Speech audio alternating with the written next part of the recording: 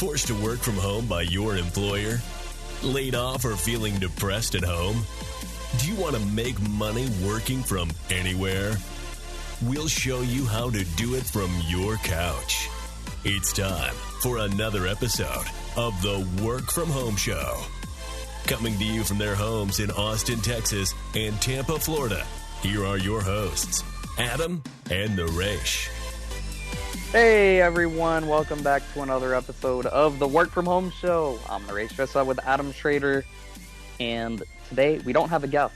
Adam and I are back. It's been, I don't want to say it's been a while, but it's been a while. This is a very different episode. It's certainly going to be very different because it is a special episode, as you see in our show notes.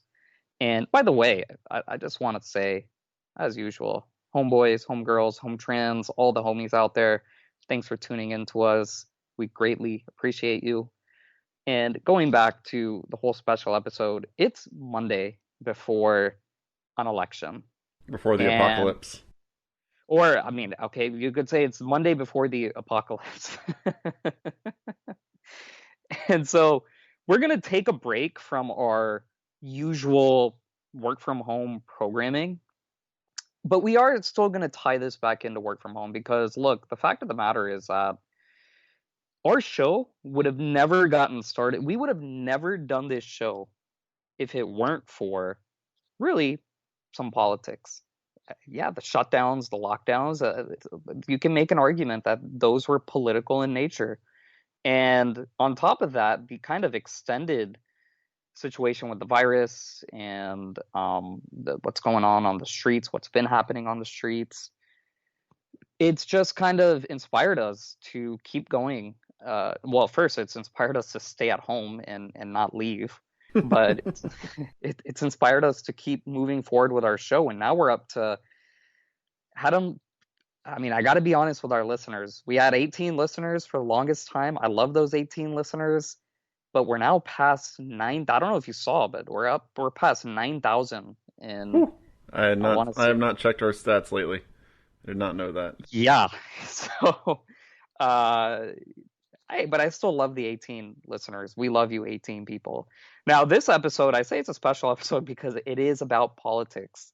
And so if you are sensitive, if you are going to be offended, if you are very emotional about politics, I'd highly recommend that you turn off the podcast right now and, maybe watch CNN or Fox. Rejoin us on Wednesday. Rejoin us on Wednesday.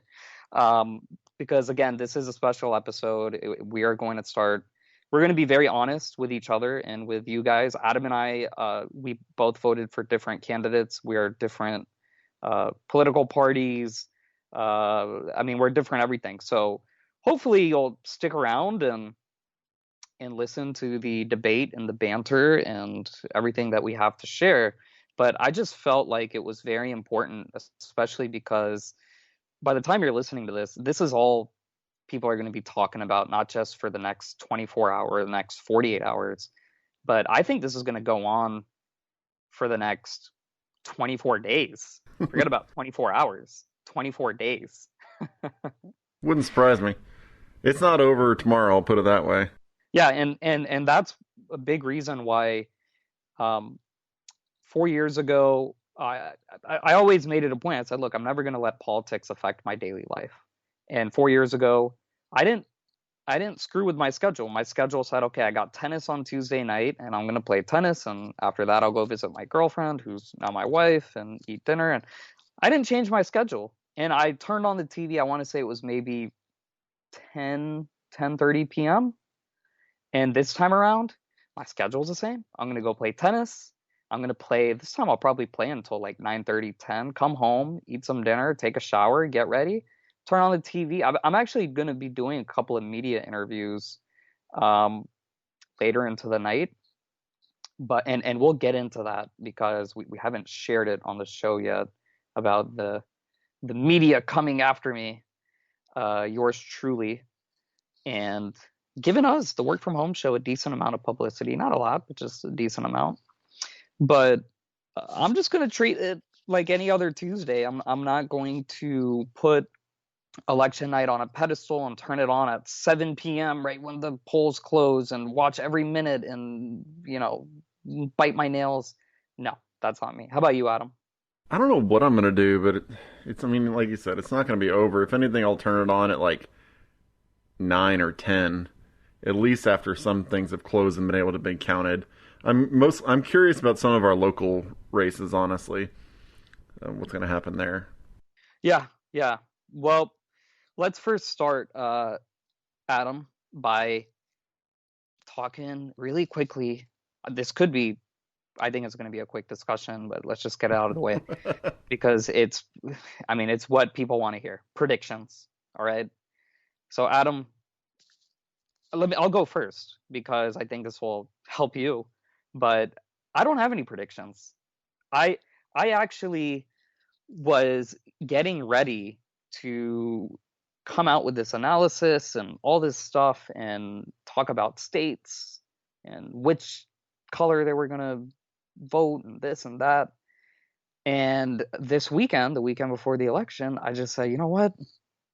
I don't know. I can't. 2016, I was comfortable making a prediction because the data that I look at was so strongly in favor of Trump winning the Electoral College. 2012, I even so I should let our listeners know because it's going to tie into something later. But in 2012, I was working at Agora Publishing Stansberry, and if you Google Stansberry Obama third term, you can see Stansberry Obama third term. You can just read what comes up. I was one of the, I don't want to say I was the concoctor, but I was one of the team members who helped concoct that thesis of Obama not just winning in 2000. This was before the election, but the question was not whether he would win the 2012 election. The question was, would we have a third term of Obama? And that went viral on the internet. We made millions of dollars off that campaign, selling that newsletter. And Adam, have you checked that out? The Obama third? Did I tell you about that before? I have not. Yeah, so that was basically my prediction that he was going to win. And I didn't fall. I feel like the less you know, the better chance you have of accurately predicting. And so I was just like, look, he's Obama. He's not going to lose. Like, Romney, are you kidding me? McCain, are you kidding me? And they ended up being right in 2016. It was kind of similar. I was like, this dude Trump is like the talk of the town. Hillary, are you kidding me? She lost in 2008 pretty handily. She wasn't even the nominee in 2008.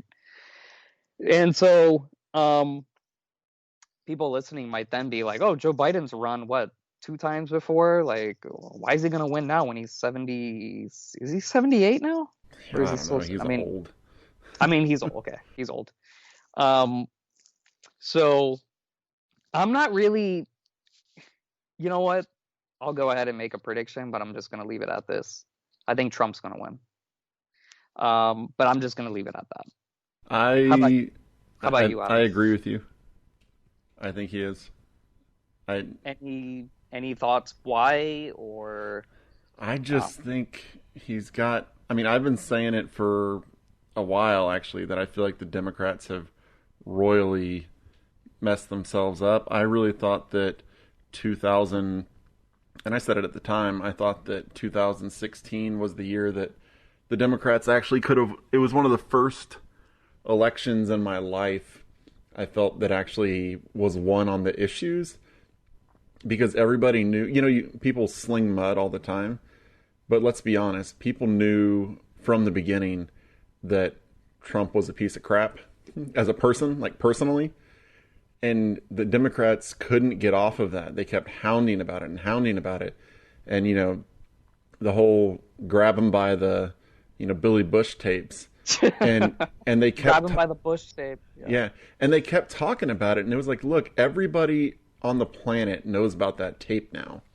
Like, you're not going to gain any new supporters by talking about what a terrible person Trump is. What you have to do is convince people that the issues you're talking about are important enough that they should vote for Hillary, because everybody knew who Trump was and either loved him or hate him, or wasn't going to let disliking him get in the way of voting for him as a Republican. And so the issues were how you beat Trump. And the Democrats just didn't focus on the issues enough to actually convince people that they would help them. And I think they're doing the same this way around. I mean, they've got a little bit more ammunition just because of like the Supreme Court stuff and some of the policies that they really don't like that Trump has put into place, and the whole, healthcare situation. So there's a little bit more focus on the issue, but I think that the Trump supporters are out there in bigger force than a lot of people are giving credit. Well, I think the policy and the issues. Look, personality is very important. We talked about this on a previous recording that's going to be out later, but personality is so important in politics, and also just how you look in front of a camera, incredibly important. Don't get me wrong. But issues go a long way with fringe voters. So I think in 2016, the only reason why Trump won, outside of what people call rhetoric or personality. Look, he's a charismatic guy, and like you said, you either love him or you hate him. He's not like some of the opponents who he beat, where people just didn't even have an opinion. They didn't even know who they were. They didn't really have much of an opinion. But I think the only reason he won in 2016, that man, he is a hard worker. He's not lazy. He's not someone who is just gonna sit back and hide in a base. I mean, I read that he did 15 rallies on Sunday and Monday today alone. 15. Yeah, the Republicans also didn't gather around any one particular candidate. I mean, if you look at what was happening with the Democrats this year, Bernie was going to win. Bernie was straight up going to win, and then all of the Democrats magically at the same time decided to bow out and get behind Biden. The Republicans could have done the same thing and beaten Trump, but instead they kept throwing 18 people at the electorate, and Trump beat them all. I thought that was a huge mistake. So in 2016, I thought it was a huge mistake in basically hand selecting Hillary Clinton. We're not going to count that third guy. He was a governor of Maryland. He was a governor when I lived there. He was terrible. But there were really only two candidates on the Democratic side in 2016. And I thought that was a mistake to basically discourage people from running against Hillary Clinton. It ended up being a huge kind of boon for the new left, if you want to call it, the AOCs, Bernie Sanders, huge boon for them. But I just feel you've got to let the market work itself out. And that's what happened in 2016, where, like you said, the Republicans didn't do all this because they hated Trump. Look, the GOP does not like Trump. Trump is not a GOP. He's a new Republican. He's a what I call a Trump Republican. He is not a GOPer. Just look at the difference between him and Mike Pence. They're like polar opposite people. And that's why he picked Pence as his VP. Yeah, I don't think Mike Pence is going to be inviting Trump to have dinner at his house after they're no longer president and vice president. Let's put it that way. Yeah. And so I thought that was a huge mistake in 2016 to just go ahead and say, all right, Hillary is a person who we're going to try to push. And I thought it was a huge mistake in 2020. This time they at least had, how many? I think they had close to 30 people running at one point. It was a lot. It was over 20. And I was like, look, this is great. Like, this is the way it should be. But then all of a sudden I wake up one day and like 4 of the candidates dropped out on the same day. And I said, what the heck's going on here? Like, this doesn't make sense. And they all dropped out and endorsed Biden on the same day. Yeah. And on top of that, Biden, I think when they did that, he was like 4th. He wasn't even in the top 3. If not 5th or 6th. Yeah, he was way behind. So then I'm wondering, okay, why did the number 2 person and number 3 person agree to do this? They're winning. They're beating Biden. What's going on here?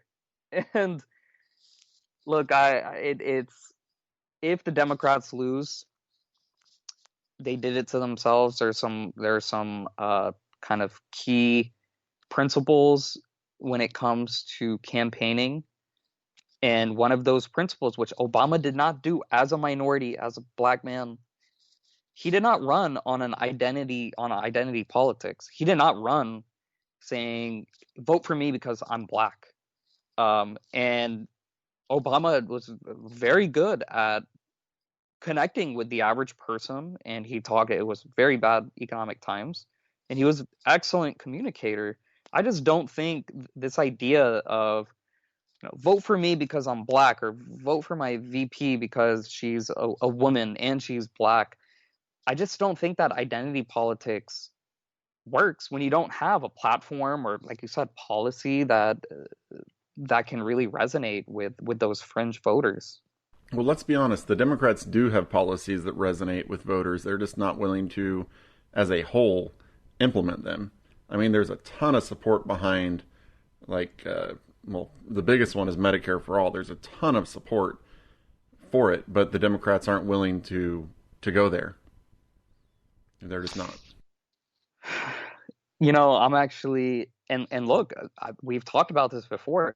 Even though I voted Republican down the line, I have some very liberal I'm socially liberal when it comes to like gay marriage, or I believe in liberty, and it's not the government's role. Even I'm pro-choice.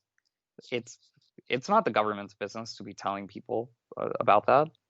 And even fiscally, I'm with you, Adam. We had an entire episode on a jobs guarantee, which you convinced me. I wasn't that educated on it, and you convinced me that a jobs guarantee, or applying a PPP to the private sector, more government spending.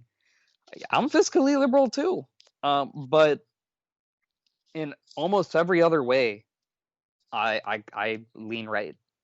And so I want to talk about, now that we've gotten the predictions out of the way, we've talked about some of these predictions.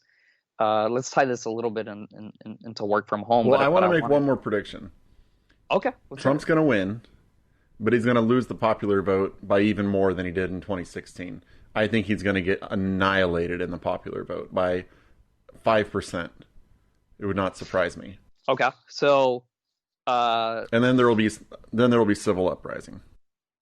Okay, so let's talk about both of those. So as far as popular vote goes, I am way more. I struggled to give a prediction on the election, but if somebody says, "Hey, what's your prediction on the popular vote?" I'll tell you right now, I am 99.3% sure that Trump is going to lose a popular vote. And to be quite frank, I don't even know if a Republican in our lifetime, we're, I think, within 8 years of each other in age, maybe less than that. I don't even know if a Republican's ever going to win a popular vote, to be quite frank. It's going to be very difficult because of these huge California and New York. But then again, we've seen a changing of demographics. Well, we haven't seen it on paper, but we know that there's been migration out of California, Illinois, New York, the Northeast in general. There's been this massive migration. So who knows? Because the demographics are certainly changing. Where I live in Florida, where we own investment properties in Tennessee, Alabama, Mississippi. So who knows? Yeah, I think as more states are turning purple, I think he's going to lose. Like he's going to win Texas by significantly less than he did in 2016. Yep. He's still going to lose a lot of the other states by the same number, if not more, than last time. I think he's going to lose the popular vote by around 5%. Yeah, that won't surprise me. Yeah, that will not surprise me. So let's talk a little bit about about how yours truly, just really quickly, just how this all happened. When I say this all happened, I have been attacked maliciously. I mean, it's gotten kind of bad by the left. And it's not because of what we do here at the Work From Home show. And let me just explain how all this got started. How it's because there can be a lesson here that our listeners can take away when it comes to like online digital PR. So in 2016, Politico reached out to me after I commented on someone's Facebook post. Somebody was, posting all this anti-Trump stuff, and I didn't vote in 2016. I didn't really care for. I actually supported both candidates, so I just didn't even bother voting. And I wrote something because this guy just, I mean, he was way out. He posted some fake news story about Trump, so I posted something that I guess sounded intelligent. And then a Politico reporter saw it and reached out to me on Facebook and was like, "Hey, like that was a good response. We're doing an article on undecided voters because I think I'm guessing I put in the post, again, it's like 4 years ago. I put in the post that I'm not voting. So they interviewed me and they came out with the piece like 3 days before the election, and and I was basically featured as this undecided voter in Florida. So I was like, okay, cool, undecided, and I got so much hate because of that, because they're like, how can you be a resident of Florida and not vote? Like your vote matters. Like you decide who's gonna win the election. So sorry, I'm not voting. Well, in May of this year, I want to say the newspaper company was called McClatchy. They own like 30 newspapers around the country, like the Sacramento Bee, the Raleigh News and Observer, where I used to live when I went to graduate school in Durham. They own a bunch of newspapers, and they contacted me. They said, "Hey, we saw this Politico article, and we want to get in touch to see if you're voting this year, and if so, who you're voting for." And this was in May when I was not voting. I said, you know what, I'm not going to vote. So I told them, I said, I'm still undecided or not voting. And so they did the interview with me, and I was like the lead of the story. Like it started out with me and like who I am and my background, and then it talked about the upcoming election. So I got that ink done. And I kind of was like, oh, it's pretty cool being an undecided voter. Like the media is just really interested in what I have to say, living in Florida, being an undecided voter. Well, then the riots happened, Adam, and that kind of changed it for me because a friend of mine, his business got burnt down here in Tampa, a jewelry store. A friend of a friend had her salon broken into, vandalized, bunch of stuff. A restaurant that I don't want to say it was a favorite restaurant of mine, but I've been there and You frequent? Yeah, it burnt down. It was, the riots are what, and this was before it got out of hand in July and August, but in end of May, June, that's when I said, I can't. This is too much, and the people doing it, and the people running these places, the Congress people, the mayors, I mean, almost 100% Democrat, and that's when I was like, I'm gonna throw in the towel for my whole undecided shtick that I built up. I said I'm voting Trump and Republican down the line. So when that happened, well, I shouldn't say when that happened. In the meantime, I think I told you this, but I went on Newsmax TV twice. So they contacted me because they were looking for, they basically wanted, they wanted Biden support or Democratic supporters, Republican supporters, and people in the middle. And they considered me to be in the middle because they read that article that came out in May, and they're like, oh, you look like you're in the middle. So I went on Newsmax TV twice on Mark Halpern's show. It was good. It was fun. Had some good debate. It was through Zoom in my son's room on my laptop, so it was cool.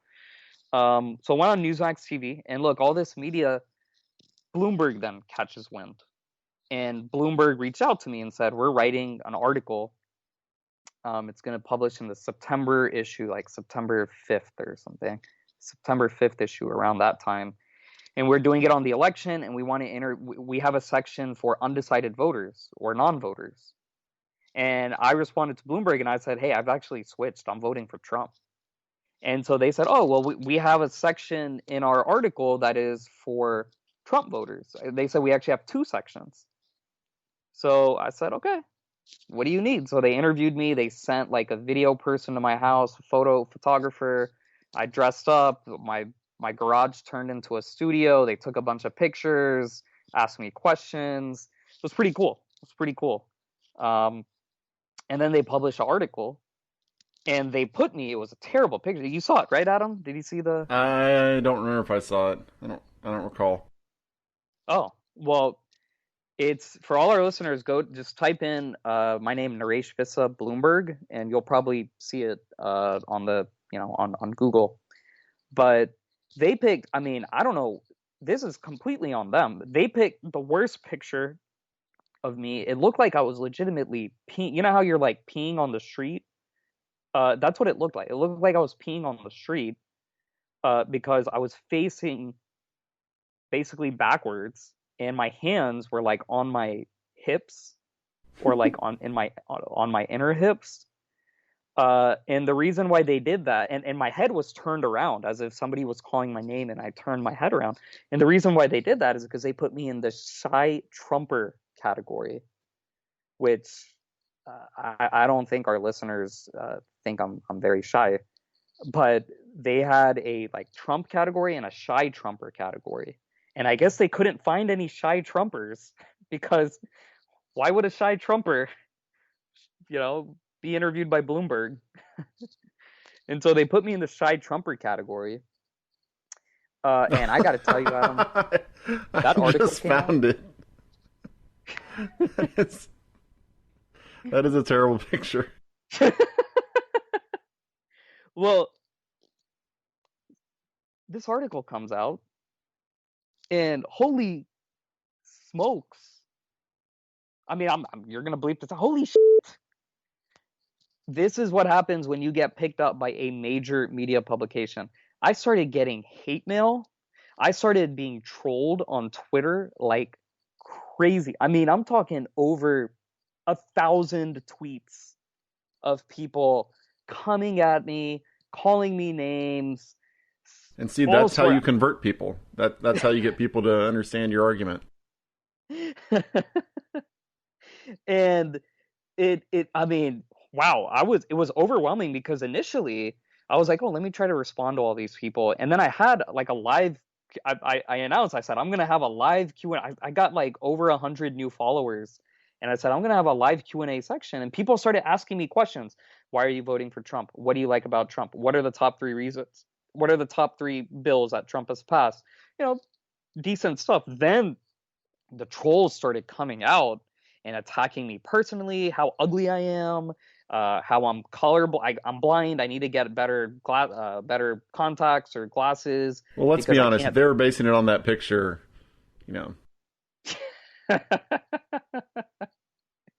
Well, I mean, it was wild, man. It was wild. And guess the head of Harvard like the Harvard Journalism Center, then he gets involved and calls me out.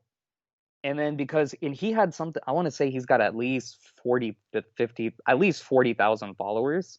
So he said something. Then because he said this, some well-known Indian entrepreneur who I had never heard of, but he had like over 200,000 followers, he then started going at me on Twitter, attacking me.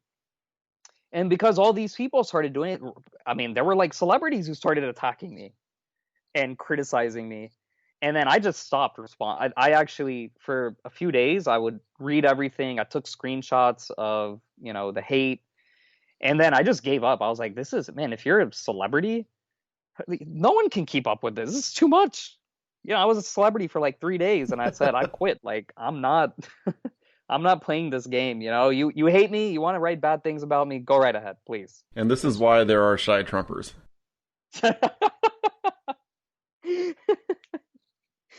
And so that happens. And I do another so that article comes out. I do another an online TV interview, where it was like a 30-minute interview, great discussion. Well, that interview was then passed around within the Indian community. I don't want to say the entire U.S. Indian population, but let's just say the Indian community. And it works its way up to this organization called Americans for Hindus, which is a PAC that supports right-leaning candidates. So it ends up there, and they contact me, and they say, "Hey, we need younger people, millennials in our group right now. It's just a bunch of like old doctors, Indian doctors. Like we want people like you to inspire the next generation and this and that." And so they said, "We want you to give a keynote to our file." And they have at least 3,000, or when they contacted me, they had at least 3,000 members. So I'm like, yeah, of course, let's do it. And they said, before you do your keynote, we have the senator of Mississippi, because we endorsed her and we donated to her campaign and raised all this money, and she's coming on to address us, and we want you to participate in a panel discussion with her. I was like, heck yeah, senator of Mississippi. I've never talked to a senator before. I'm in. So they featured me alongside the senator and maybe like two other people in their flyer. And, people, I guess the senator's office and the organization distributed the flyer to everyone they could. So I show up, and I was like, no one really knew what this meeting or what this presentation was going to be like, because the ACB, Amy Coney Barrett hearings were happening, and the senator just never gave any guidance. We just never got any guidance. So they said, all we know right now is she's going to show up at this time, and she's going to speak for, 25 minutes, or be available for 25 minutes. That's all we didn't know what she was going to talk about, what the format of the event, the online event, was going to be like. So I just show up, and I'm ready for anything, right? I dressed up, I'm ready for anything. And they just put me on the spot. The senator was done, and they put me on the spot, and they're like, "Naresh, please speak. That's it. Just please speak." And so then I go. So then I put together this, on the fly, this like 6-minute monologue about how I used to vote for Obama, or I voted for Obama. I was a Democrat, but then I started working, and I had some influences in my life, and I saw the other side, and the riots. And then I've also brought up this anti-racism education that they're teaching in kindergartens, and in schools around the country. And I specifically singled out a kindergarten in Pennsylvania, in Marion, Pennsylvania, that is essentially teaching their kids, whether they're white or Indian. And look, Indian now is not considered a minority race to many on the left. It's now considered an alt-white race, because we have the highest median income in the country. We have the highest median income in the country. It's now over $120,000 for an Indian household, and our education tends to be just really strong. I mean, it's very hard to find an Indian American who doesn't have a college degree. It's just rare. And so anyway, I give this monologue about how I'm against this new anti-racism education. And then I give another example that's in kindergarten, but then I give the opposite, or not the opposite, but the other end of college, graduate school, how Rutgers University, they amended their grammar courses. And look, I don't know how you amend English grammar. Like, the rules to me are pretty set in stone, but they apparently reduced the number of classes and amended their grammar curriculum. And they were even close to canceling. Maybe they did it. I don't know, but they were close to canceling grammar altogether. And so I just brought up these examples. And the senator, look, there were multiple people who talked during this meeting, but the senator just really loved what I had to say. And she was like, her exact words were like, "This is wonderful. And she also meant, I don't want to quote her, but she said something along the lines of, I just want to get you on Fox News. And she was like, this is an amazing story, this and that. And I felt good about myself. I was like, wow, like first time meeting a senator, and she even said, I'm blown away. I remember her saying, I'm just blown away. So, I felt good about myself. Well, like 3-4 days later, I get a call, or no, I get an email, maybe both. It was an email from a reporter who said, "Hey, I saw your lecture or your monologue with the senator of Mississippi. I'm about to run a story in a few hours. I'm giving you a deadline of 3 p.m. today to answer these questions. If you don't answer them, I'm running with whatever I have." And the way he sent the email was like, this is not good. And so I responded to his email, or his questions to the best of my abilities, and he ran the story. And the story was a hit piece on the senator and on me. And he was trying to make the connection that because this senator met this complete stranger on Zoom, that I was basically like her friend, or like her best friend, and that we were somehow tied together, and that I was a white supremacist. He didn't say I was a white supremacist, but he was trying to insinuate that. And he was trying to insinuate that and portray her as a white supremacist. And it was you read it. I sent it to you, Adam. You read the hit piece. Yeah, it was weird. It was very weird. I'm no Republican, but that was a weird piece. It was terrible. So check it out, listeners. Check it, and we'll put it in our show notes. But it was a complete. They went after my background, like where I worked. I mean, I was an employee at Agora. Agora employs like thousands of people worldwide. Maybe even more than 10,000 people worldwide. I'm not sure how they're doing now, but they started coming after like me personally on working at Agora and Stansberry. And it's like, that's equivalent. Look, I also worked at JP Morgan Chase. JP Morgan just settled some kind of silver manipulation lawsuit. I mean, JP Morgan has had tons of lawsuits against any reporter. Could be like, this guy used to work for JP Morgan, a bank that was, charged with fraud and this and that. Or Wells Fargo. I mean, Wells Fargo is the worst of the worst.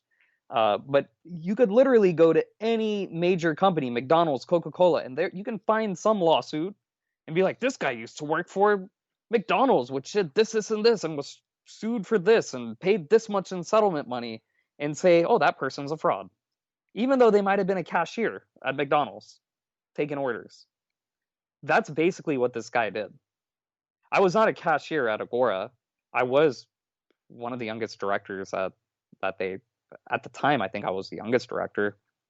But this idea that I was like running the company, I actually took it as respect. I was like, wow, they're like kind of pumping me up as this guy who I was not. I mean, I was like this, fresh out of grad school employee. You were the mastermind. And so this guy comes out with that article. That article, I'm assuming, somehow makes it to local news in Jackson, Mississippi, where I own a couple of investment properties. Good thing they didn't know that. I think you use the same property manager. They email me. One of the property managers emails me and says, "Hey, is this you?" And I didn't even know about it, but I was on 2 different local newscasts, and he was like, "Is this you?" And he was like, "Yeah, you can see that they edited the video out. This is like really dishonest." And they're like, "Good job, like you made it here in Jackson." Like, so those are up. Both of those pieces. So they did like a print piece, and they did a video, like a YouTube video clip that was taken from their broadcast.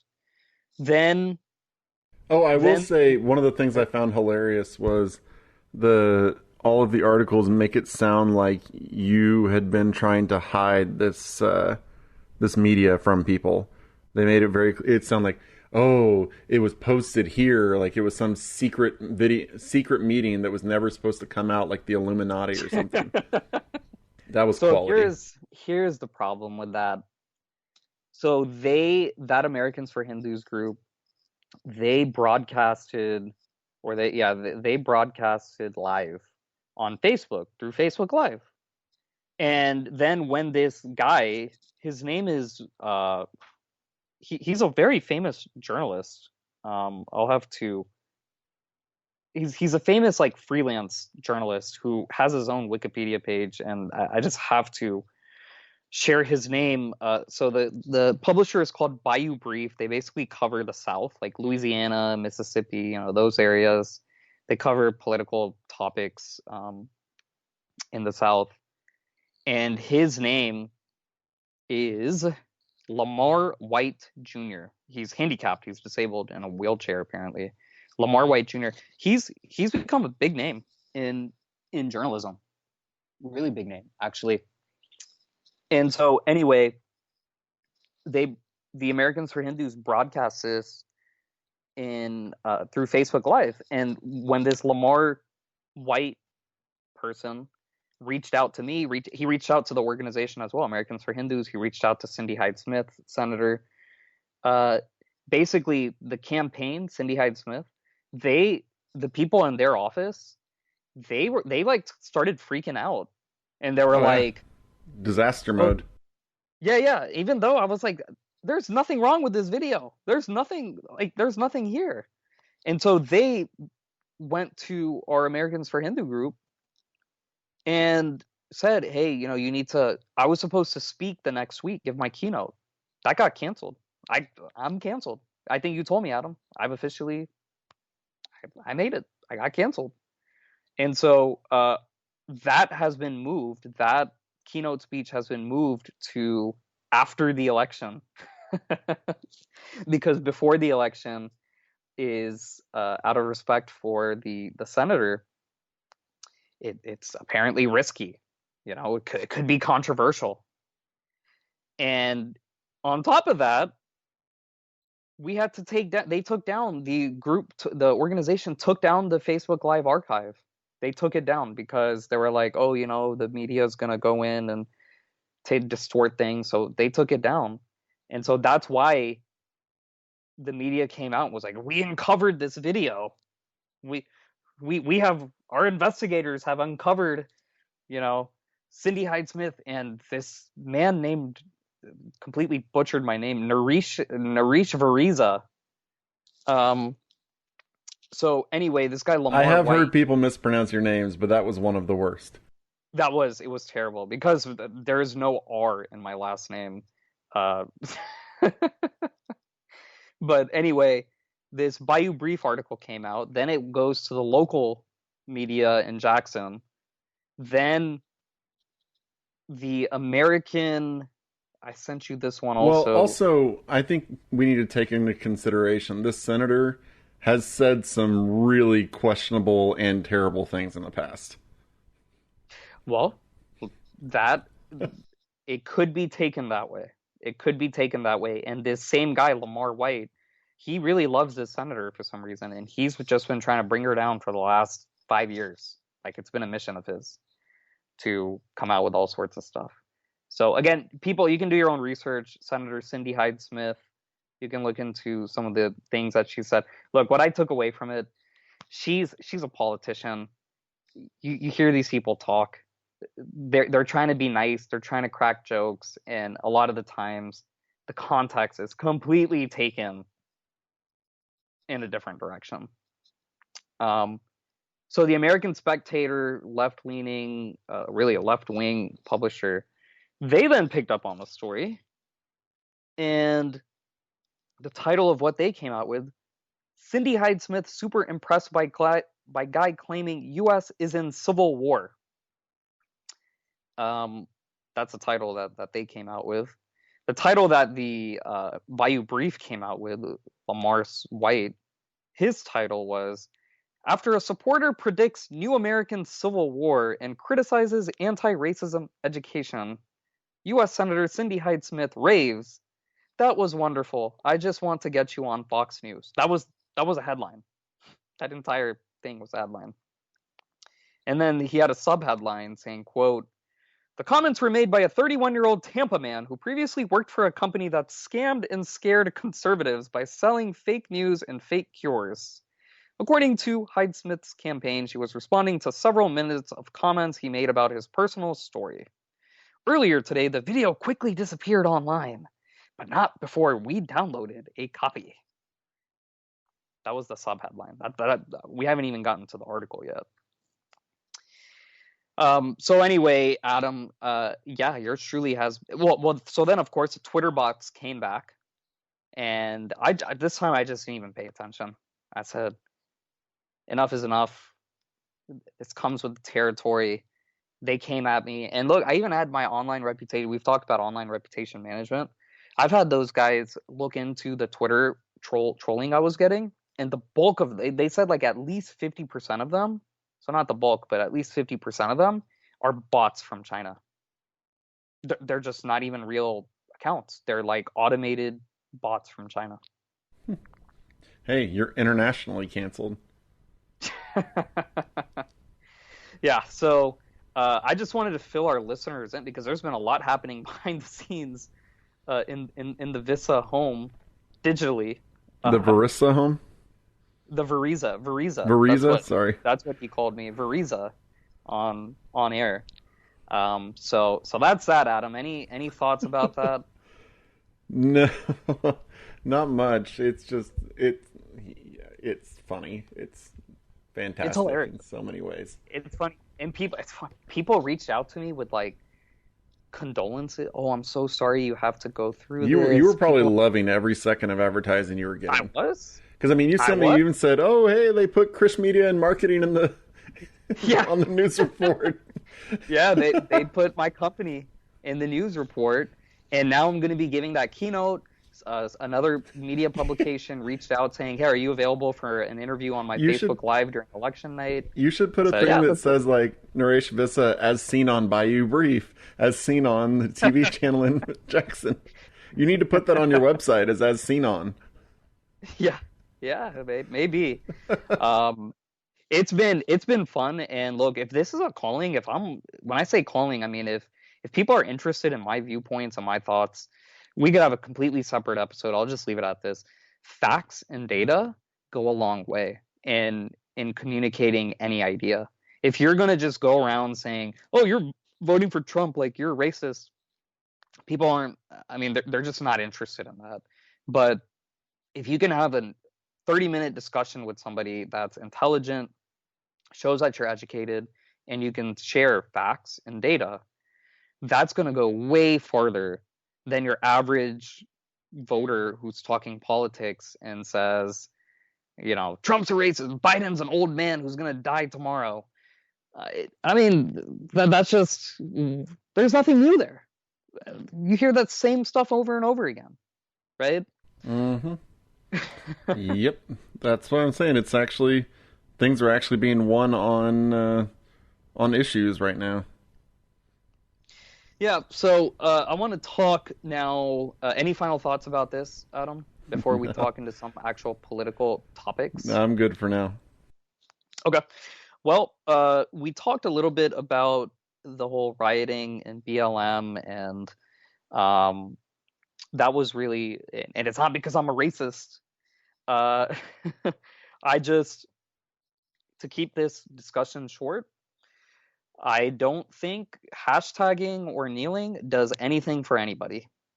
And I don't want to say it annoys me, but I just kind of laugh when I see people posting hashtags on their Instagram or blackout pictures, and thinking that they're doing so much for this world because of this hashtag, or that they're doing so much for this world because they're kneeling during a national anthem, that nobody outside of the people in the stadium, which right now there aren't too many people in stadiums, but which people aren't even watching. To me, I'm all about solutions, actually going in, finding solutions, and fixing problems. And hashtags and kneels and riots and looting and protests, it's just my opinion. They don't do it for me. They just don't do it. Your thoughts, Adam? I mean, I think for me personally, I do some of them just because that's trying to bring it into at least conversation. Because I'm not going to go out and march, to be honest, but some of it, the stuff is it brings the conversation into the forefront, like with the athletes and everything. It's just the framing of the argument has to quickly be followed by that, because it's very easy for the left especially to bring something out like the defund word, and then if you don't immediately follow it with some of the talking points behind it, then you're giving the right the opportunity to just jump on it. Like the word defund, whenever that started, as soon as I heard that saying, I was like, oh, it's never going to happen. They use the wrong wording. But then if you tell them, hey, you're using the wrong wording, then you're the white person trying to co-opt the movement. And it's like, all right, I'm just telling you as a white person, I know how white people are going to react to this, and it's not going to go well. Well, I'll say this because I've been called a white supremacist on Twitter, and it's actually, as a white person, like, you don't have ideas anymore. You're not allowed to think anymore. You're not allowed to speak anymore. And I've had so many white people reach out to me saying, hey, thank you for basically speaking and fighting for what I believe in. I'm not a racist or anything, but if I said any of this stuff, I'd be called a white supremacist. So, you're a good person. We need more people like you who are not white and who can say things without being called a white supremacist. Yeah, well, it's just, like I said, like I told you, I don't know if I've said it since we did this. I think there's going to be, if Trump wins, losing the popular vote by as much as I think he's going to, there's going to be the new civil war that you did talk about in that thing. It's going to get really ugly. Well, you know what I'll do when that happens, because people laughed at me. Oh, this guy thinks we're in a civil war. Somebody reached out on Twitter and said, do you actually think that we're in a civil war, or that there's going to be? And if, like you said, look, we've already established Trump's not winning the popular vote. I think even whether it's 5% or 1%, if he loses the popular vote again, there are going to be riots on the street. There's going to be pandemonium on the streets. And that's only going to support my statement that I made, that we are already in a new American Civil War. And guess what's probably going to happen, Adam? I'm going to run with it. I'm going to run with it and say, look at this article that clearly says I said new American Civil War. Look what's happening on the streets, and we'll see where that takes me. But the point here is, I'm not looking for accolades. I'm not looking for, if it happens, if Fox News, that's a completely different story. I was endorsed by a senator saying, you need to go on Fox News. That company is they're so shut off now. They've changed a lot in culture, which it's fine with me, because they're crushing it in their financials and ratings. They're absolutely crushing it. So unfortunately, I've not been invited yet. I've been in touch with them, but it seems like they have a very strict recipe or formula that's working well for them. And they don't want to touch it. And I worked at a company that was operated the same way. They had the equation, and they did not veer from that equation. You had to follow that equation. They did very well. So that's they don't need any more white people like you, Naresh. They got their formula. It is what it is. And look, it's a business decision at the end of the day. I get it. I think it could change in the future, but hopefully, I'm in their back pockets as somebody who they can hit up. But talking about, so we've touched on the BLM stuff, and there, just really quickly, there are actual problems that can be fixed, not overnight, but there are just a lot of problems within the African American community that if those are fixed, then I think the community will be a much better. And look, I think Trump did a good job until the lockdowns and virus hit. it looked like things were improving as far as unemployment went, as far as funding for within the community, um, providing capital, access to capital. I think we could be going in the right direction, but it's not an overnight thing. It's not a 5-year thing. It's not a 10-year thing. It's, children born out of wedlock, children born without fathers. I mean, more than 70% of African American children are born to unmarried parents or out of wedlock. That's by comparison, our community, the Indian community, that's unheard of. Like if that happens within our community, we're a very judgmental community, as you'll hear from an upcoming interview that we're doing with Sri Rao coming out in December. It's unheard of. Toxic parenting. I mean, a lot of this has to do with parenting. Homicides.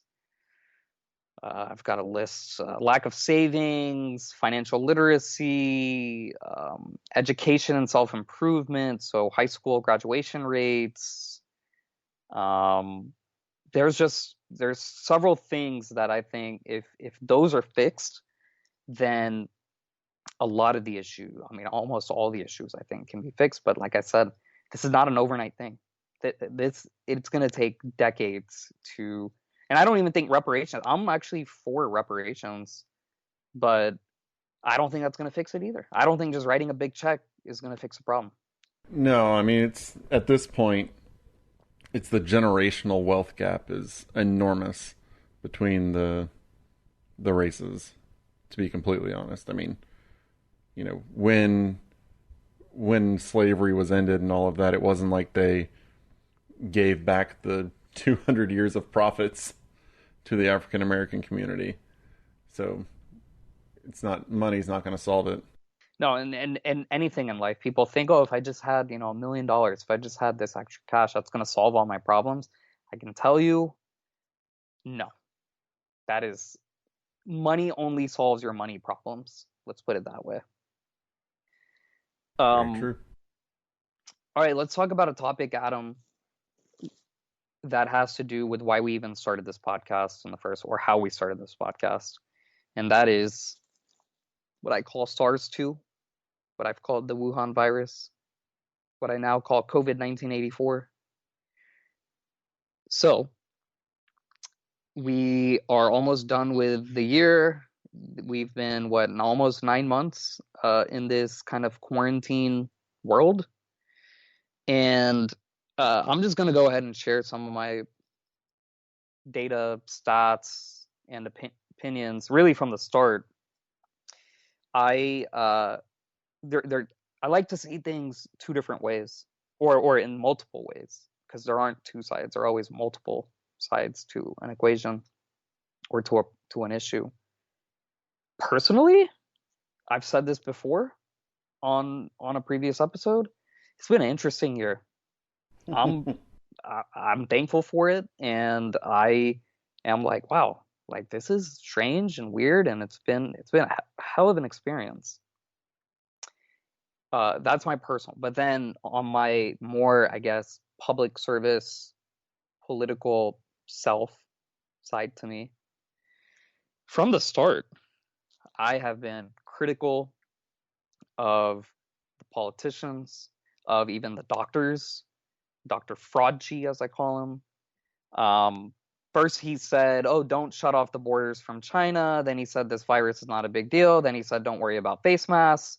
They just make people feel better about themselves. You might stop a droplet by wearing a face mask, but not enough to actually mitigate the spread. Then he went in front of the Senate and said that this virus is 10 times deadlier than the flu, which has been completely debunked looking back at it now. And then on top of that, he just completely ignored, and we had data on this from the ship, the cruise ship, Princess cruise ship, as well as other countries. But he has finally, I think, admitted something that I've been saying from day one, which is protect our vulnerable, protect our elderly. If you're someone like me, I'm under the age of 45, I don't have any pre-existing conditions. I know I don't have any pre-existing conditions because I just got a full blood test done like 3 months ago. And I also got one done last year, full physical. So I know I don't have any, because a lot of people who are getting it and dying, they didn't even know that they had high blood pressure or diabetes. You'll be surprised at how people just they just ignore their health problems. And that's a completely different debate on why they do that. I know we've already talked about Medicare for all. Um, but yeah, on the one hand, personally, I'm like, yeah, let's continue. I'm cool with these lockdowns. My business is doing well, and regardless of who's president, there's going to be another round of PPP and EIDL, and I'm going to get my free money. And my wife's got a good job, and we're all just one nice, happy family, right? And most Americans think that way. They only care about themselves, about their families, and they don't think outside. I mean, really, like 99.9% of Americans are like that, right? But then, like I said, if you think a little bigger beyond yourself, your situation, your family, and I'm just thinking this entire thing has been politicized. Our leaders have been wrong. They've been just lying one after the other. And I, quite frankly, what annoys me the most is I call this the Great Awakening of 2020. It's really just the wokeness of, we talked about the whole BLMs. It's like you're now just waking up like that black people exist. Like you didn't know about, like now you're doing this. Like where were you for the first 35 years of your life? Like, and same thing with the virus when it comes to death. Look, I've thought about death a lot, and most people don't think about it. I'm surprised to learn. Like I've thought about it when I took philosophy classes. I wrote papers on afterlife, on death and dying, on fatalism. I'm a semi-religious person. Actually, I would say I'm more than semi-religious. It's just something that I've always thought about, and I've got multiple life insurance policies. Death is like I get it. It's a part of life. The only thing we know in life is that we're gonna die. That's the only thing we know. They say taxes also, but look, I don't know about that. But the only thing that we do know is that we're gonna die. And so when it comes to this virus, yes, it is a real virus. People are dying from it. The people who are going around saying this is fake. No, this is real. And I have at least 10 friends who got the virus. None of them died. Even family members who have gotten it, who are older, above the 65-year threshold, they've been fine. And again, I'm not saying that you can't die. We've had 200, as of this recording, it's like 230,000 dead in the United States. I want to say 1.2 million worldwide. So it is a real virus, but that can become a disease and kill you. But what I'm saying is I take a completely different view of, do the things that are under your control. Don't depend on the government to save your health. Work out, exercise, take your vitamin. We had Dr. Stephen Hotze on, which, I mean, he changed my vitamin intake. I now take vitamin A, B, C, D. Zinc is very difficult to get right now, so I have not been able to procure zinc. But if you can get access to zinc, add that in. Probiotic, biotin, cholesterol. I mean, I take so many supplements now. Iron, magnesium before I go to sleep, just like one of our guests, one of the doctors told us. Take your vitamins, eat healthy, work out, exercise, and don't lock yourself at home, because you want to go out, get some fresh air, get some vitamin D, fresh sunlight, come into contact with people. You want to build your immune system. You want to do that. I'm not saying don't be an idiot. I'm not saying be an idiot and just go out to a crowded place without a face mask and breathe on top of each other. I'm not saying that. I'm just saying, like a Trump rally. I'm not saying that. Those are outdoors though. The worst would be indoors if they were in some like hotel room or some ballroom. But that's the way that I'm coming at it, and the wokeness when it comes to death. I'm just gonna give this example because a doctor told this to me, and I just can't. And the differing opinions within the medical community has made this even more confusing. So he said even one person dying is one too many. And my response to that is, what on earth? I mean, this is where do doctors not take public health classes?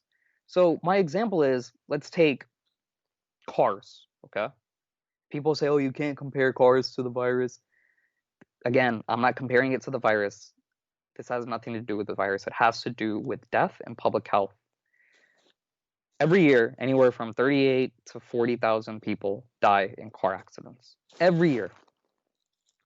The government could say every life matters. And so what we're going to do is ban cars. Or we don't need to ban cars. We can just lower the speed limit. Right now, most freeways are 65 miles an hour. We can lower all speed limits to be 5 miles an hour. You don't even need to push the gas on your car. So it's just 5 miles an hour. And that there's actually been a study done that found that 99.9% of traffic fatalities would be saved if we mandated a 5 mile per hour universal speed limit. Well, again, this is public health. Our government leaders hired these mathematicians and they crunched the numbers and they found that happiness and efficiency means a lot to people. And driving 5 miles an hour would make a lot of people unhappy and inefficient. So they said 65 miles an hour, 75. These are the optimal speed limits we're going to have, knowing that every year somewhere between 38 to 40,000 people are going to die. They know it. I'll tell you right now, Adam, this is a big prediction I'm making. In the year 2021, I guarantee you, I think the number of fatalities are going to go down because of work from home, but I guarantee you there will be at least 35,000 people who die next year in car accidents. I mean, would you agree or disagree with me? Oh, I would 100% agree. I mean, we're still having to tell people to buckle their seatbelts, for crying out loud. People are going to die in car crashes. Well, so that's why it irritates me when the wokeness of people, like, I can't believe a doctor even said this, when they say one death is too many. Even if we can save those 35,000 people, we need to do it. And that's just not how, I mean, the way economics works is every decision we make has a risk and has a cost. If I go for runs around my neighborhood. When I go for a run, I am taking on a risk. There, very easily, a car that's driving could hate me and just hit me. I take my son in a stroller for walks. Yes, we are taking on risk by taking my son. We are walking on the sidewalks. There could be a drunk driver, who knows, that does something crazy. We understand the risks and we're taking on the risk. I could go check my mail and a bullet could fly and hit me in the head and I die. But I've accepted the risk of going outside, getting my mail, coming back in. And so that's the point that I want to make here, because a lot of people have been politicizing this and saying Trump killed 230,000 people. He's killed the rest of the world too. And that's where I'm just like, the wokeness of, yes, this is a real virus. This is a real thing. You can get it. I've had multiple friends get it. Nobody died. Nobody even had to go to the hospital. All my friends who suffered through it were people who smoked a lot or who drank a lot. Yeah, they either smoked a lot or drank a lot. And again, we're talking millennials. So they are younger.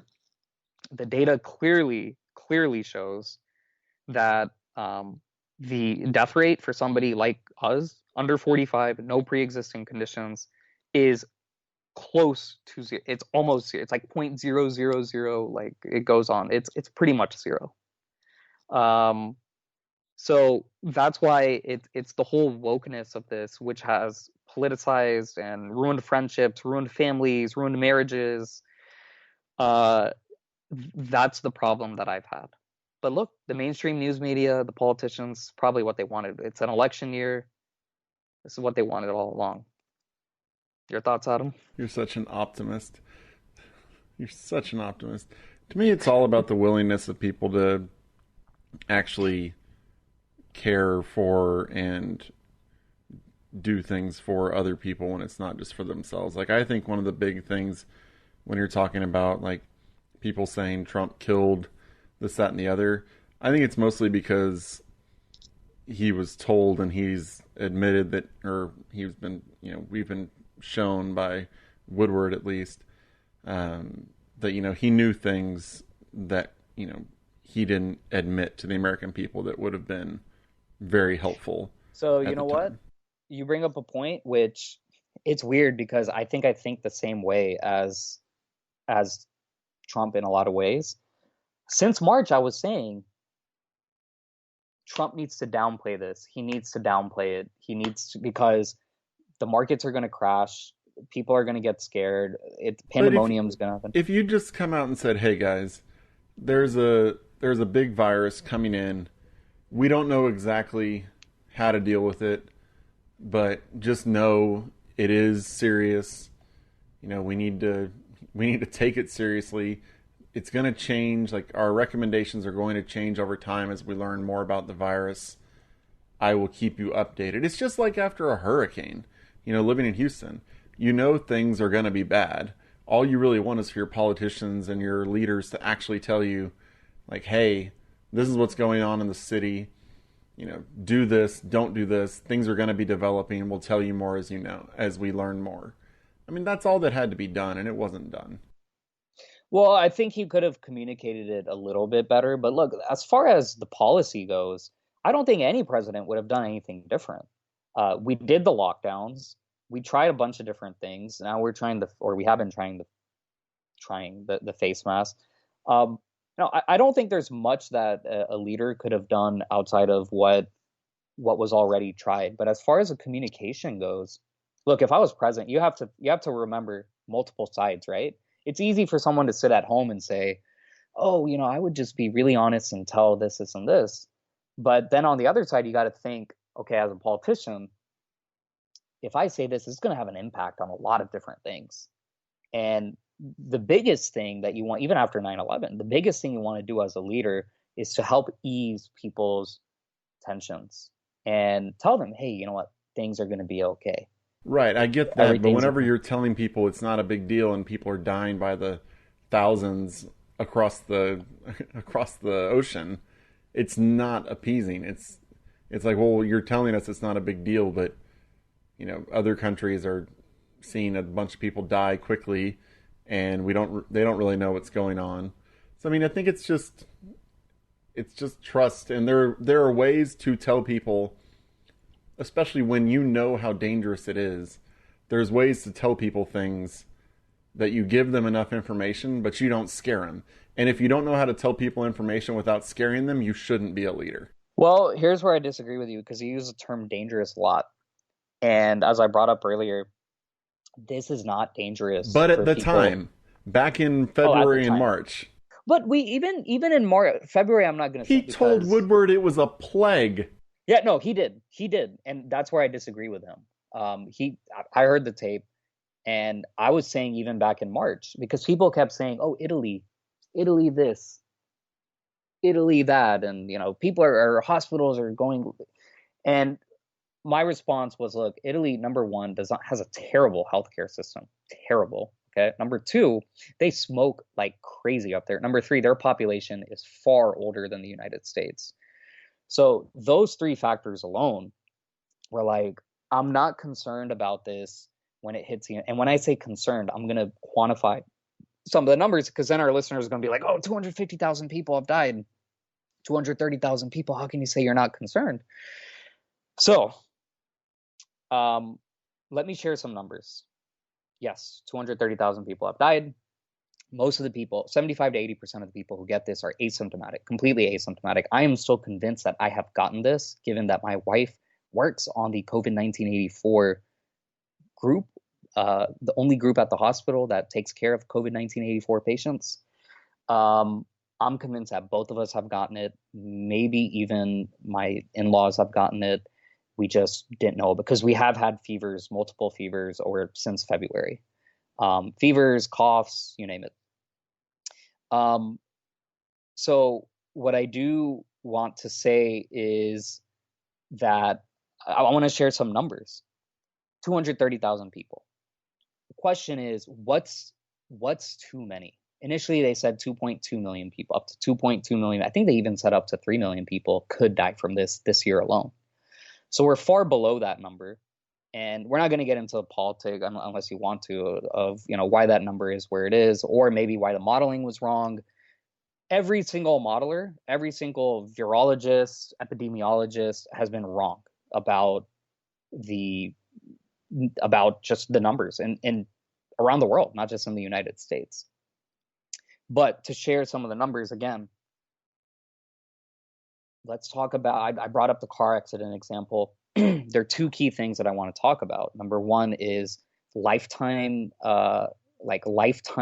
age numbers or lifetime death numbers. And then also, what does $230,000 people dead mean?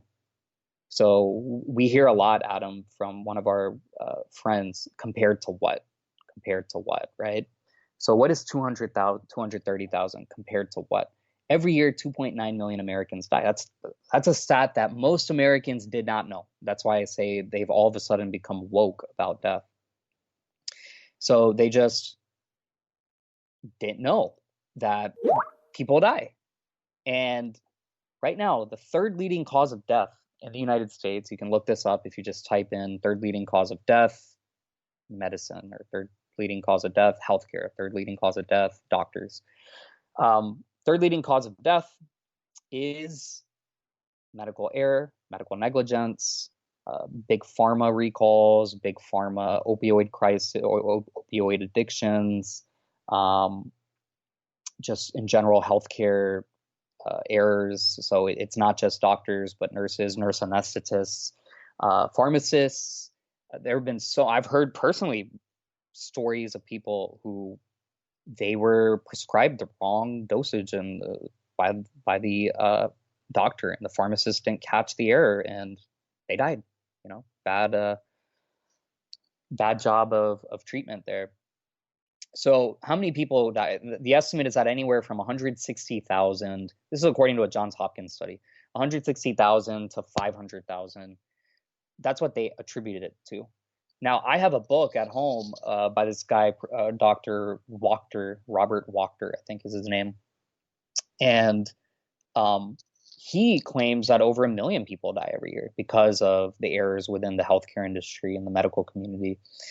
Look, the bottom line is we've all had bad experiences with doctors. And I'm not doing this to knock on doctors. I'm just trying to put this number in perspective, the 230,000. Even if it's 160,000 in healthcare, medical negligence, or whatever you want to call it, the overreaction to me of the hysteria, the shutdowns, the lockdowns, the fighting, the face masks, the rioting, the looting, the money printing, the stimulus, all this has been, I brought up earlier, cost and risk. Everything has a cost and a risk. And there has been an enormous cost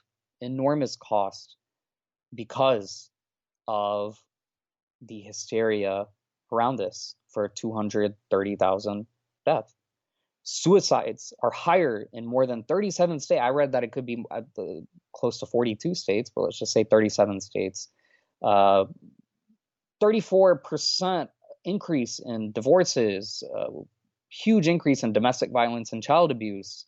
Obviously, the national debt, unemployment, we've talked about this on our show multiple times, mental health problems, the end of multiple industries. And look, personally, I'm actually creative destruction. We won't get into it, but a lot of these industries, a lot of these jobs and companies, they were on their last legs to begin with. But still, multiple industries, obviously, religious liberty has been kind of attacked. People who were supposed to get treatment and surgeries couldn't all of a sudden in April and May because of what happened. So again, this is what I'm saying. It's compared to what, right? And a lot of people just don't know that, hey, you know what? I smoke, and smoking causes hundreds of thousands, if not millions of, or over 1 million deaths in the United States. It's just not direct. They'll say, oh, he died of heart disease. Well, guess what? He smoked a pack every 3 days. Same with drinking alcohol. Those aren't banned, but they cause a lot of problems. Fast food cause a lot of health problems. So that's basically my point, Adam. And the last kind of statistic that I want to share is the total life. Look, this is public. If you want to talk public health, you have to be able to talk numbers and data. You can't just say every life matters. And from a public health perspective, the number dead from here in Florida, alligator accidents, or alligator bites, snake bites, jet skiing accidents, car accidents are down across the board in all 50 states. And that's why almost everyone listening has gotten a 20% discount on their car insurance. So auto fatalities are down. So in other areas, we're seeing the mortality rate, it's plummeted because now people are just at home and they're not doing the jet skiing. They're not doing the risky behaviors, drunk driving. And so you have to take that into consideration at how many lives have been saved because of all this, right? And you also have to look at the age. The average age of a COVID 1984 death is anywhere, they say, between 77 to 79 years old. I heard that number keeps getting higher and higher. But let's just say it's 78 years old, okay? Well, the average life expectancy in the United States is something like, I think it's 81. I'm looking it up right now. Yeah, the average life expectancy in the United States is 79 years old, flat. So if you look at, let's say, somebody dying, a 16-year-old dying in a car accident versus a 79-year-old dying of COVID, again, public health, right? This is a decision. These are the decisions that these public health economists have to make. Just like when the autonomous vehicle comes out, the car's going to have to make the decision whether it wants to hit the person or the cat. And it's going to be programmed to hit the cat. I'm sorry, there are a lot of people who love cats, but that's probably going to be the decision that it's programmed to make. There is no option C. And we're in a situation right now where there is no option C. And so in Italy, so many people were dying, and they said, sorry, we're just going to have to treat people by age. If you're above, you have to line up by your age, and we're just going to take you youngest person first. That's how they did it. So if you were super old, you didn't get treatment, you didn't get care, and you died of the virus because that was a public health decision that they made. And so there have been studies that have showed that the lifetime value or the age, basically that a bunch of old people have died and the young people have been saved. That's basically what the studies have showed. And it sounds terrible, but again, this is public health. It's A or B. There is no C. What are your thoughts, Adam? I think the cat's going to die every time. I mean, when it comes to public, I don't have a whole lot to say on that, honestly. Sorry, I can't give you a lot to work with at the moment. The whole situation is a very, I don't know. I have mixed feelings and I don't know how to express them. Well, look, they found there was a WashU St. Louis study that found that fewer Americans died during the month of March than any other month over the last 20 years. And again, yes, there were people who died of the virus, but when you're locked down at home, like I said, no more jet skiing accidents, no more car accidents. That's why we all got 20% off on our car insurance. They found that the mortality rate during the month of March was the lowest in U.S. history. And look, overall, that's why I'm curious to see, because before this year started, it was expected that 2.9 million Americans would die. And I'm curious to see the final number in February or March when they publish, okay, how many people died in 2020? If that number, it's not going to be less than 2.9 million, I'll tell you that. But if it's close to 2.9 million, then it's basically like, okay, we did all of that to save, a few thousand lives. Public health question. We did all this spending, all this politicking, rioting, looting, all this stuff. I already brought it up earlier, the child abuse, the divorces. And most people, they just don't look at it. And studies have found that in over 90% of all countries, the first 6 months of this coronavirus year logged less death than in the same 6-month period of 2019. So the U.S. was not a part of this study. That's why I'm curious to see how things work out. Official numbers show that fewer people died overall during this 6-month period than last year without the virus. And that's where I say the hyping, the hysteria, the wokeness is what annoys me the most, because these numbers, I look at these numbers all the time and I'm like, there were fewer people who died during the first 6 months, worldwide this year than last year. Now all of a sudden you care about death when fewer people are dying? Or tuberculosis, 1.7 million people die every year. Kind of like car accidents, it's just a given. All right, next year there are going to be around 1.7 people who die of TB. That's just how it is every year. And where was the wokeness behind that? Or where is the wokeness behind that? We're not up there. We're not going. The world death toll for this virus, for COVID-19 84, is not going to reach 1.7 million by the end of this year. No, not by the end of the year. No, absolutely not. Yeah, not by the end of the year. And so that's what I'm saying from a statistical point, from a data analysis. But this is a public health issue, and it's very easy to just say every life matters. We need to save everyone and everything.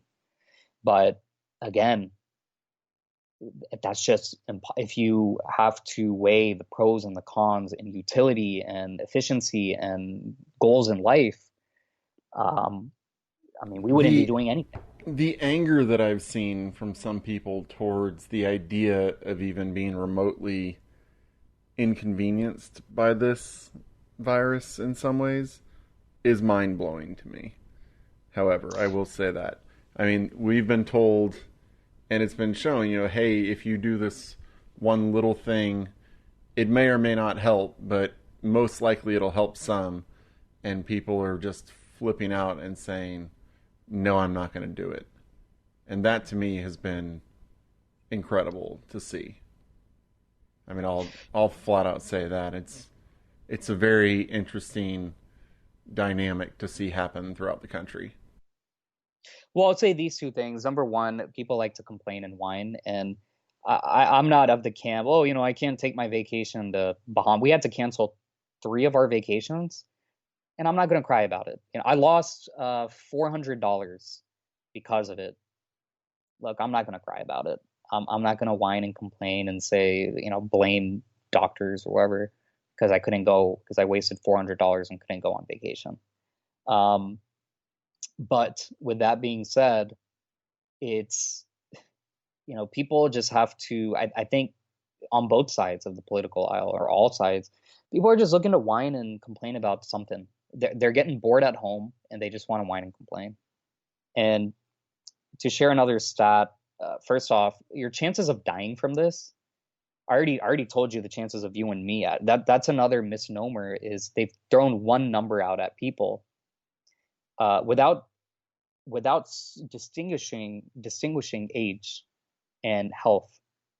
So just your overall chance of dying from this virus is 1 in 26,000. 1 in 26,000. The chances of you dying in a car accident are 1 in 900. Another study found that this virus is 170 times less deadly than untimely accidents and suicides in the United States.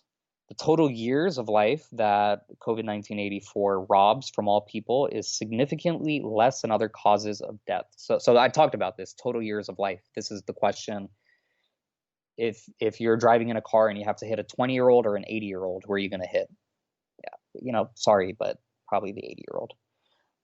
That's what this study essentially found, and this is obviously because the virus takes the elderly, on average between 77 to 79 years old, not the middle-aged young babies, embryos, not any of those people.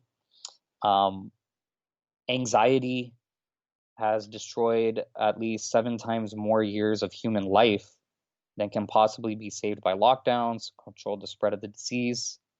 This is a bare minimum. CDC reports that during the 2018 flu season, nearly 11,000 people in Texas. Okay, so this is about individual states now, but most states have seen way more flu death in 2018 than they've seen from COVID. Like I already said, more suicides in at least 37 states. So again, it just goes back to understanding the data and the wokeness, and the hysteria is what annoys me the most. It's that still people are saying you can't go outside because you're going to die of the virus. You can't go to the grocery store because you're going to die. You can't, invite this person over or go visit this person because you're going to die. And look, that's where I say the media has done a good job of instilling this hysteria in people's minds. When I just shared the facts, I just shared the data where you can look at it another way. And that's why I tell people, control what you can control. Do the right thing that you can do. And if I still get it and I die, hey, I lived a good life, so be it.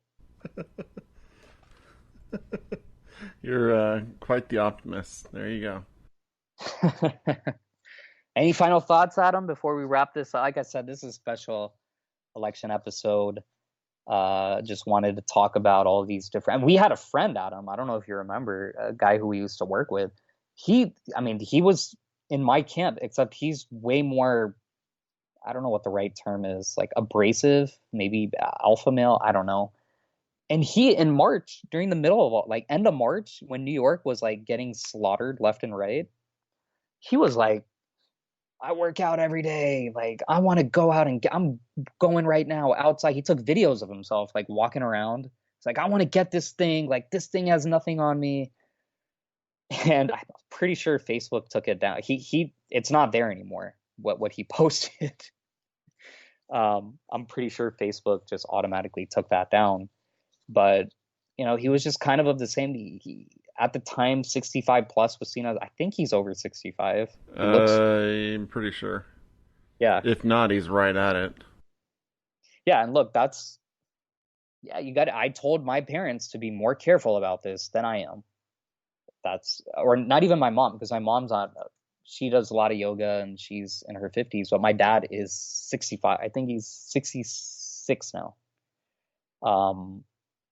And so I told him, I said, yeah, you might think you have good health and all that, but sorry, you're part of what's considered vulnerable above 65. So you got to be careful. And that's where I stand on this. That's what I think. Fair enough. Very good. Well, if you've made it this far, congratulations. Like I said, special election episode. May the best campaigner win, not the best man. May the best campaigner win. And this is probably the last time we're going to talk election and politics for the rest of the year. So if you have any questions, hello@workfromhomeshow.com. If you want to share your thoughts on anything we talked about, hello@workfromhomeshow.com. We greatly appreciate you. Leave us a review on, where. We say it every episode. Just leave us a review. You know what to do. Check out our website. And until next time, keep on working from home.